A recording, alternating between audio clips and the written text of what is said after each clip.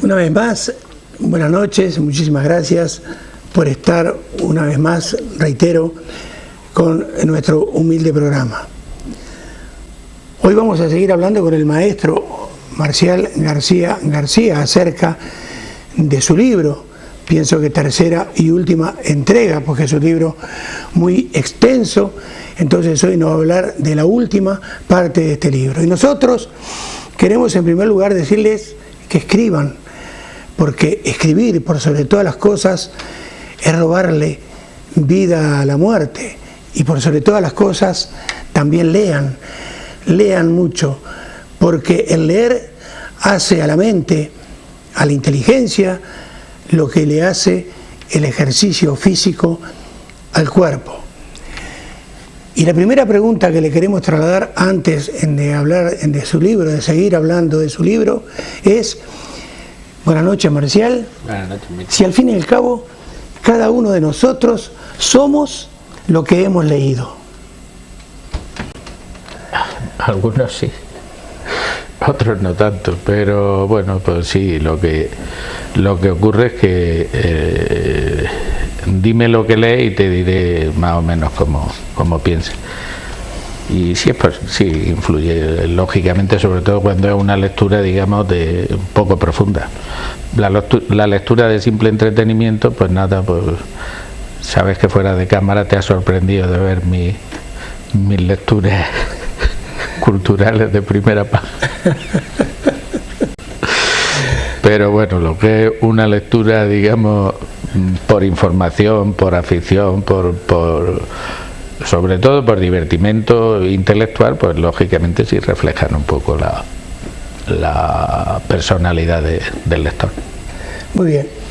Nos quedó hablar de la quinta y última parte de tu libro, el análisis de los festejos, hacer un análisis cívico-religioso, como decís en tu libro, y de las peculiaridades entonces de Moratalla. Contanos algo al respecto. Bueno, pues como una de las cosas que yo pretendo con el libro es que se conozca la evolución del festejo, y lógicamente el festejo de la fiesta mayor, es decir, la fiesta del Santísimo Cristo del Rayo, ha pasado por varias situaciones. Pues lo que hago es primero describir cómo es la fiesta cuando no hay encierro, es decir, cuando no, los encierros que sí lo hay en ese momento, pero están en otras vocaciones, en otras fechas, cómo se hace, cuáles son los componentes fundamentales, comparándolos con la realidad y el entorno de la época y analizando pues cada uno de los componentes. Y luego ya a partir del 19, cuando se configure la fiesta con ligeras variantes a lo que es la actualidad, pues hemos ido también analizando. Se tiene ya muchísima más información sobre todos los programas. El primer programa que no conservamos, pero sí hay una transcripción que hace Alfredo Rubio, pues es de 1860 y tanto. Entonces ya a partir de esa fecha tenemos una información abundantísima en donde vemos la evolución de los días de festejo, de los tipos de festejos, de todo y cada uno de los días, cómo se estructura las actividades festivas que, como muy bien apuntábamos o apuntabas tú, pues son unas de carácter religioso y otras son de carácter estrictamente cívico, puesto que no olvidemos que una fiesta mayor tiene una parte, en cualquier parte del mundo, pero en nuestro país mucho más, una parte exclusivamente religiosa debido a la vocación a la que se dirige, en este caso al Cristo del Rayo, pero tiene otra parte muy importante que es el divertimento de la gente, del pueblo llano, puesto que un pueblo que se pasa 49 semanas trabajando como esclavos, pues creo que si tiene una semana o unos días de la semana como descanso y para olvidarse absolutamente, pues merece la pena. Entonces, en ese análisis, como las modas han ido influyendo, como unos festejos que antes eran imprescindibles hoy día ya no existen, como algunos han estado a punto de perderse y están de aquella manera de que si se recuperan no se recuperan, como es el caso del dulzainero tío de la pita, Y entonces pues hemos ido analizando, viendo cómo se han introducido, por ejemplo, pues la aportación de la mujer, la incorporación de la mujer a la fiesta, tanto en la organización como en la representación, más o menos cuando se ponen de moda, pues es una moda que en sus orígenes antiguos, pues en la propia península estaba. Los torneos medievales siempre tenían una reina del torneo, pero después se perdieron y tuvo que ser el mundo anglosajón con sus mises quien sacase de nuevo pues una manera de dignificar o de ambientar y de, sobre todo, embellecer la fiesta, pues sacando las bellezas locales. Y bueno, pues también hemos ido viendo cómo se ha ido organizando el tema de la elección y la proclamación de las distintas reinas, cómo se han ido incorporando según los tiempos, pues por ejemplo el deporte, que como ya apuntábamos en la última entrega, como las actuaciones de tipo musical, de gran gala musical y de figuras de digamos de una prestancia casi o sin casi internacional, a lo que hay actualmente, pues que ese elemento ya no es un elemento importante. Entonces lo que se hace es una participación de la música, porque la música es una parte integrante muy importante, pero con otro tipo de connotación, como más como acompañamiento que como un atractivo de personal de una figura determinada. Entonces todas esas cosas pues se explican, ¿eh? Hay una parte que también puede interesar muchísimo en el libro de Marcial.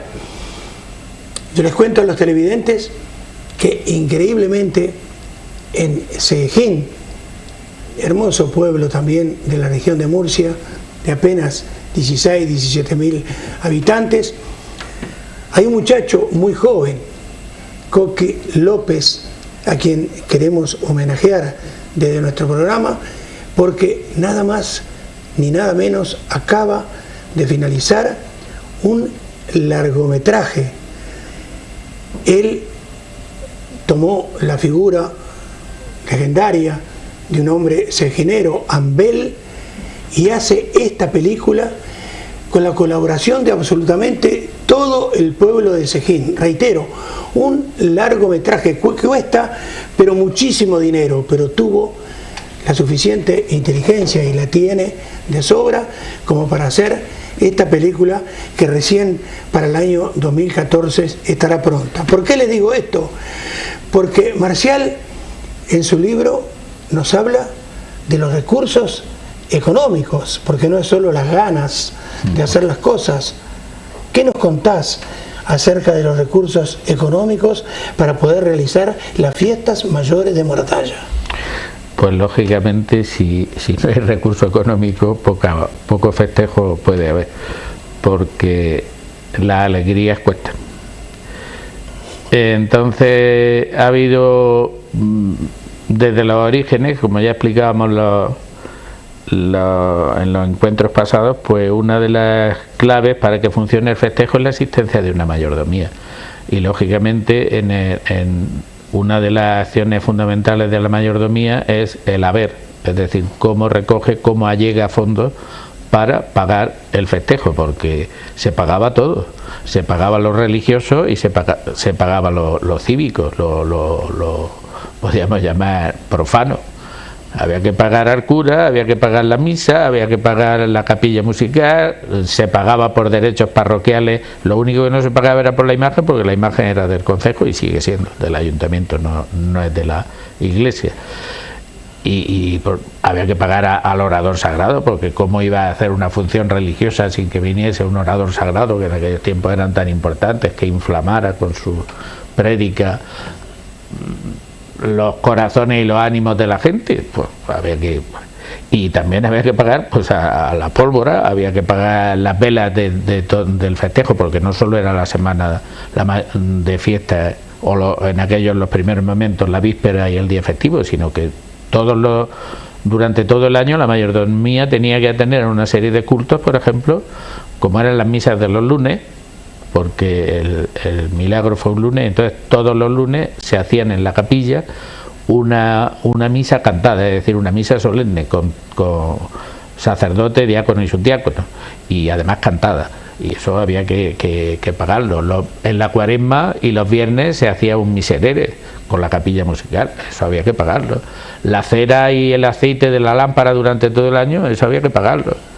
Y luego, pues cuando se compraba el ganado, los encierros, a la capilla musical que viniera de fuera, las atracciones, los gitanos que danzaban delante de la imagen, todo eso había que pagarlo. Y entonces, pues, ¿cómo se hacía? Pues mire, había un privilegio, hasta el siglo XIX,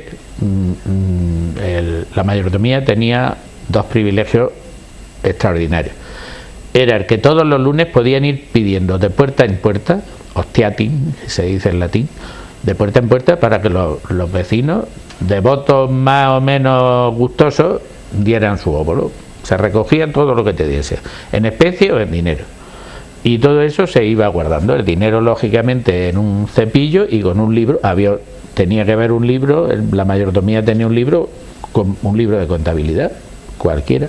Espero que en aquellos tiempos no hubiera contabilidad en B, que todo fuese en A, con su haber y con su debe, con su entrada y con su salida. Pues si han comprado 7 libras de cera, pues en el debe. Si han recogido 3 fanegas de trigo, pues en el haber. Si han pagado por ejemplo, unos tafetanes 600 reales, pues luego en el haber, si han recogido 47.000 maravedíes de la limosna hostiatis, pues sentado.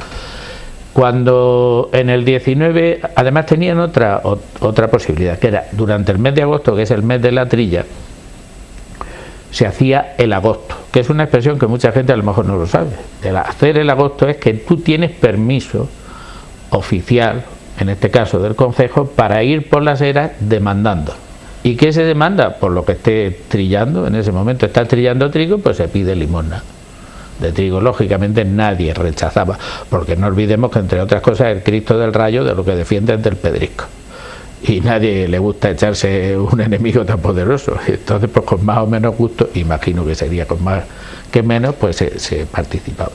Lógicamente, cuando llega el 19 y cambian las cosas, cambian la mentalidad, cambian las instituciones, cambia la manera de entender, pues la recogida se hace de otra manera. Las leyes además ya se han modificado con leyes de régimen local, hay un código civil, hay una serie de cosas, y entonces ya no se puede andar con los privilegios medievales. Se sigue manteniendo la petición, pero ahora, en vez de andar pidiendo todos los lunes del año, lo que se hacía era en determinadas ocasiones, y sobre todo el mes previo a la fiesta, se iba acompañado de las autoridades y de la banda de música casa por casa, costumbre que aún se sigue manteniendo. Después, pues, se han ido incorporando cosas como eran los socios protectores. Ya hubo su más o menos intento a principios del siglo XX de ese tipo de financiación, porque costaba mucho dinero y las fiestas siempre las han pagado los vecinos.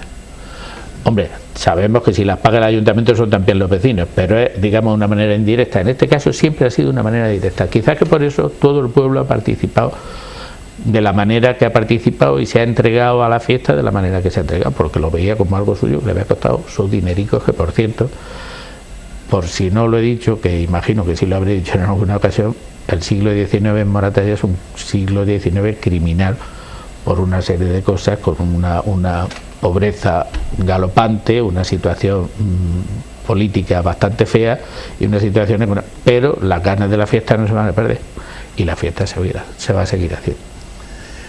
Una situación que a lo largo y ancho de España nosotros hemos palpado, esa conjunción vecinal que hay por sobre todas las cosas en los pueblos españoles, que es muy importante. Y una pregunta, Marcial, que siempre se me antojó hacerle a un escritor, y en este caso entonces te la voy a hacer a ti. Los libros son amigos que nunca decepcionan, o solamente aquellos que se abren con expectación y se cierran con provecho. El libro nunca engaña, porque no olvidemos que, como vosotros decís, una planilla emborronada. Entonces no engaña. Si el borrón es malo, pues te está enseñando la caca de la vaca pía que hay dentro. Si lo que hay es bueno, pues te está instruyendo, te está deleitando, entonces pues el libro tiene esa cosa. Entonces la habilidad está en que el que coge el libro pues tenga una pequeña, digamos, capacidad de discernir lo bueno de lo que no es bueno.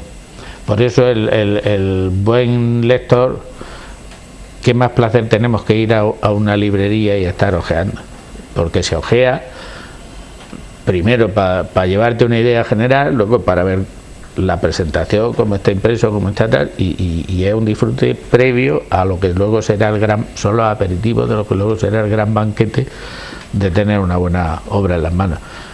Si no has tenido más remedio que coger uno por obligación y por tal, que luego es un petardo, pues mira, a lo mejor la indigestión es mala y tiene un poco de hartazgo y de empacho, pero bueno, pues te sirve para purgar.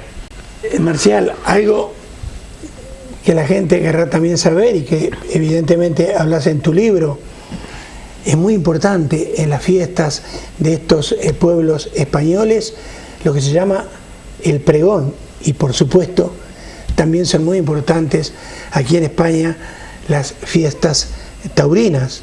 Entonces, en estos dos pasajes de tu libro, explícale a la gente qué es el pregón, cuándo se realiza y qué se hace en las fiestas taurinas. Bueno, pues el pregón, como su propio nombre indica, es antes del festejo y lo que pretende es prolongar el festejo.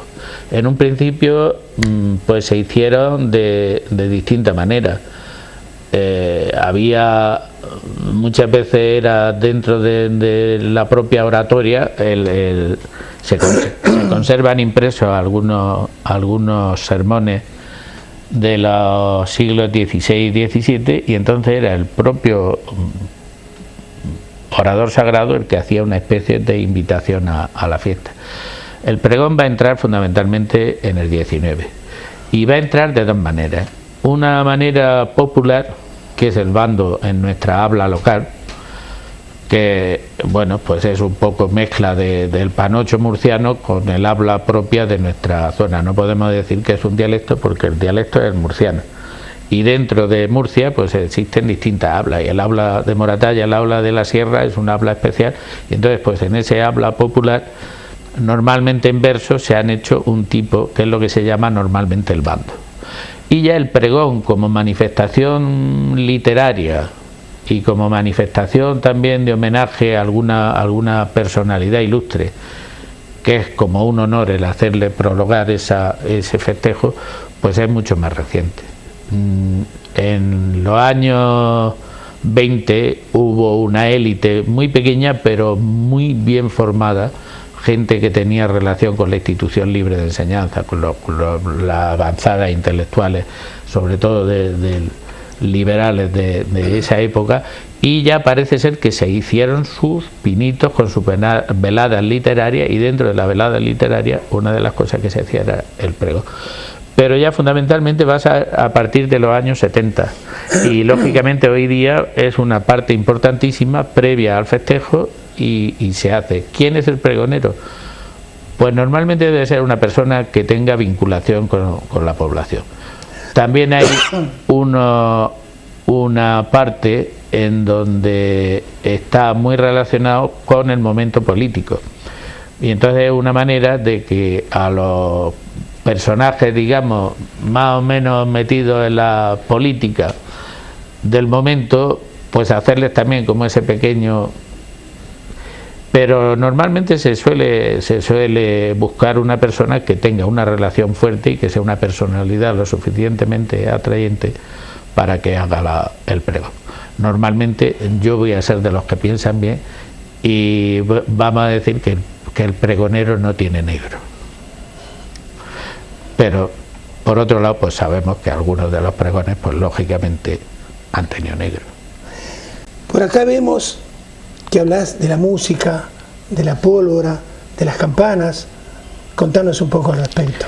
Bueno, la música, todo el mundo sabe que la manifestación musical pues es una forma de lenguaje, y lógicamente pues si históricamente la tenemos documentada desde la época del Paleolítico como una parte importante del individuo y sobre todo como una parte importante de las celebraciones, pues lógicamente la música va a estar música más o menos culta y música muy popular. Durante los primeros tiempos, el 16, el 17 y el 18, pues la música culta va a ser fundamentalmente lo que llamamos de las capillas musicales, es decir, es la música de bajones, de chirimía clásica y de tal, que forman los acompañamientos musicales de la iglesia, de las funciones importantes. Y luego la popular es la dulzaina, la pita, chirimita, que tiene un montón de nombres. Es un instrumento andalusí, es decir, de la época musulmana de Al-Ándalus, que tuvo un enorme arraigo y va indisolublemente unida al festejo tanto religioso como público. No se entiende un jolgorio, una boda, un casamiento, incluso un funeral sin la pita, sin la chirimita, sin la dulzaina. Y lógicamente, pues una de las cosas previas, y era en cierta manera un pregón musical, era la llegada del tío de la pita. La pólvora, pues tú sabes que la pólvora en la península entra como arma de guerra en el siglo XIII, pero como divertimento viene vía Italia por la corona de Aragón durante el siglo XV. Y bueno, pues rápidamente una fiesta que no tenga tronería, tú concibes en cualquier parte del Levante español una fiesta en donde no haya cohetes, donde no haya tracas, donde no haya castillos artificiales, donde no haya piulas, imposible.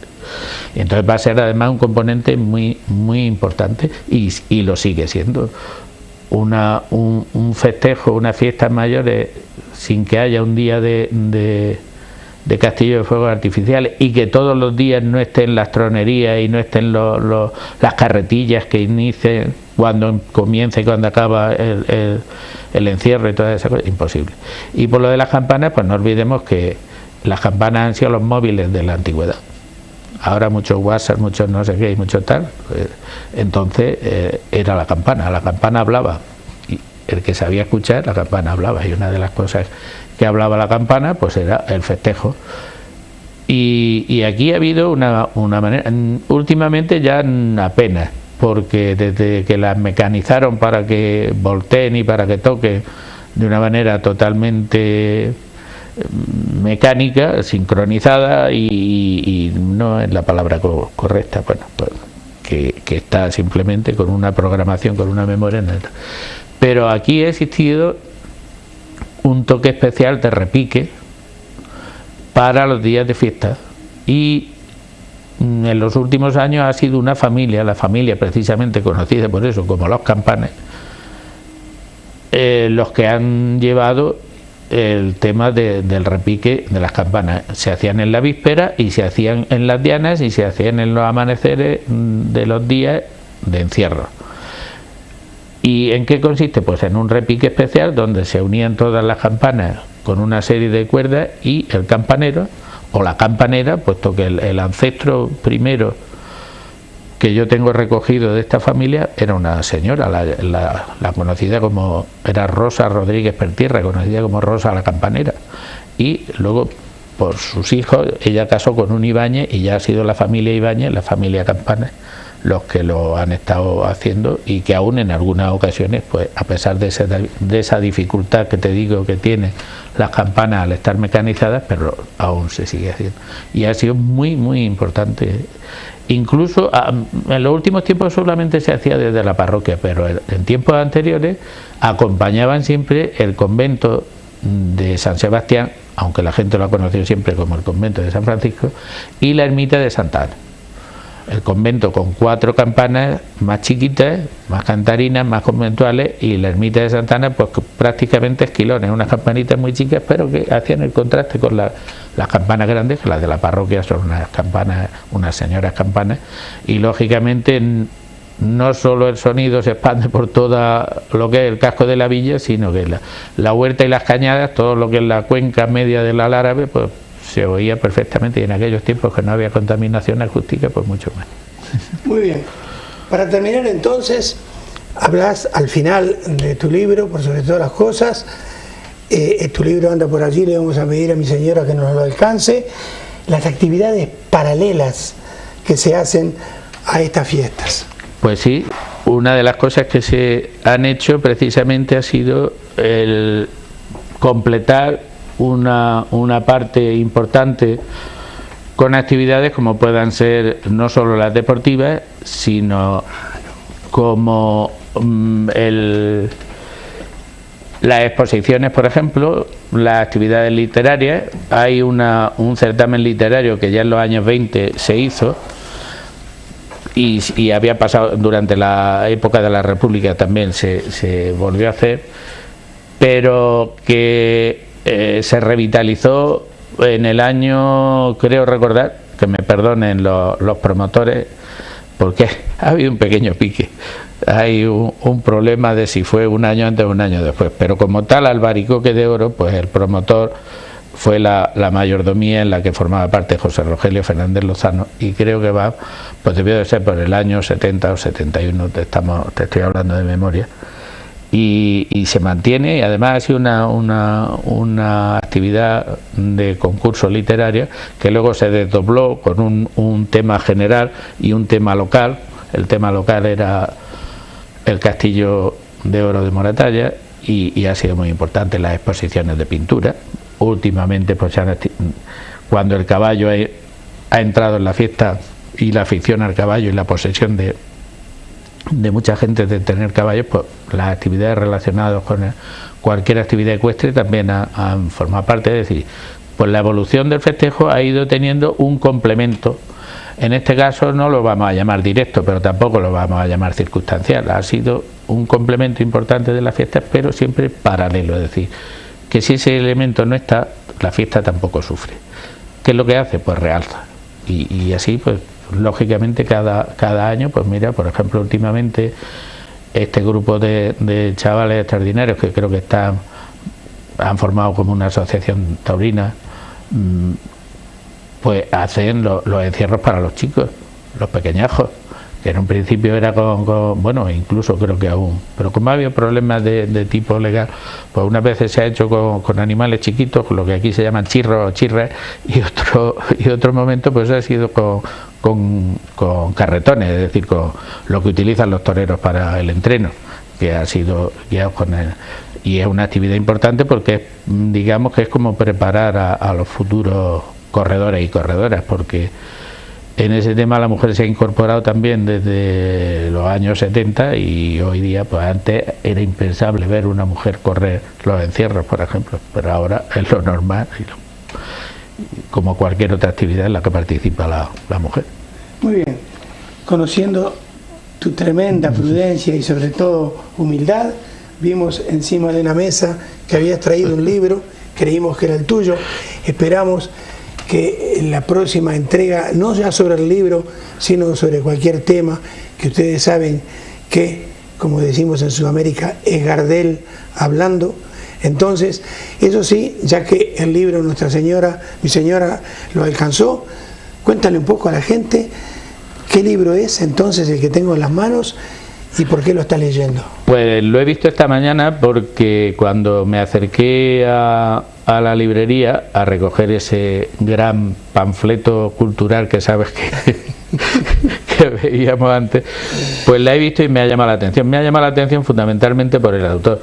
El autor es un cantautor catalán y últimamente también enólogo, que es Lluís Llach.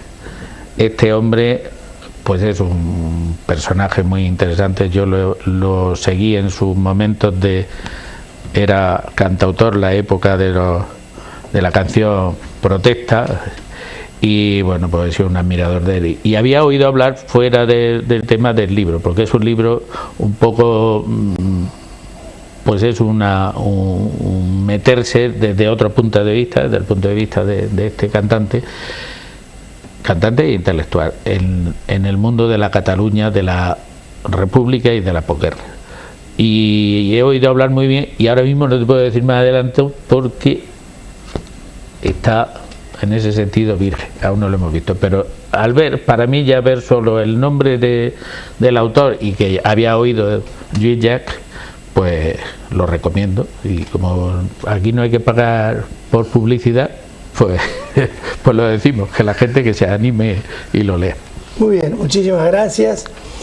Y un par de apuntes entonces para terminar con este primer bloque de la noche de hoy. En primer lugar, agradecerle de todo corazón, y aparte nos emocionó el correo electrónico que nos mandó hace unos días desde Montevideo, Uruguay, José Melián, primo, hermano, como dice él, de Julio Cardoso. Fíjense, en enero del año 2009 nosotros le hicimos un homenaje a Julio, que fue realmente una persona excepcional. Y vos, José Melián, nos decís en el correo electrónico que lloraste durante toda la entrevista y que realmente te emocionó en lo más profundo. Eso fue lo que también nos pasó a nosotros cuando hicimos ese homenaje a nuestro querido Julio Cardoso. Por otro lado, saludar una vez más al licenciado Miguel Ábalos de Spot Web Televisión de Caracas, Venezuela, quien ya empieza a pasar nuestro programa para todo el mundo. Y terminar diciéndoles que sabemos que el pensamiento de Marcial no es, y me lo vas a contestar en una palabra, no es jactarte de lo que has escrito, sino de lo que has leído, ¿no es cierto? Y luego si me apuras tampoco de eso, pero bueno, uno está orgulloso efectivamente de lo que ha leído.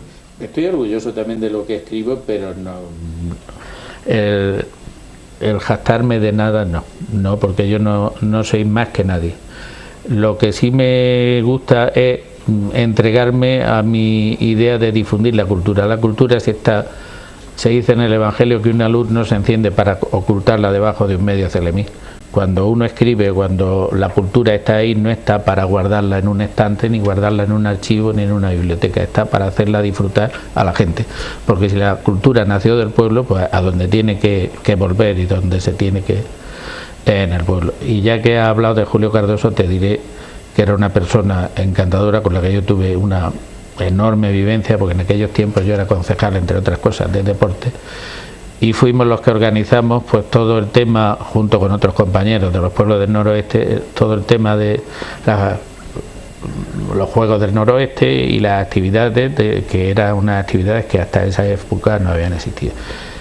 Y Julito era pues un encanto de persona. Y tengo una anécdota muy curiosa. Cuando coincidimos, yo conocí a Benedetti por otro, y sabes que eran del mismo pueblo. El Paso de los Toros.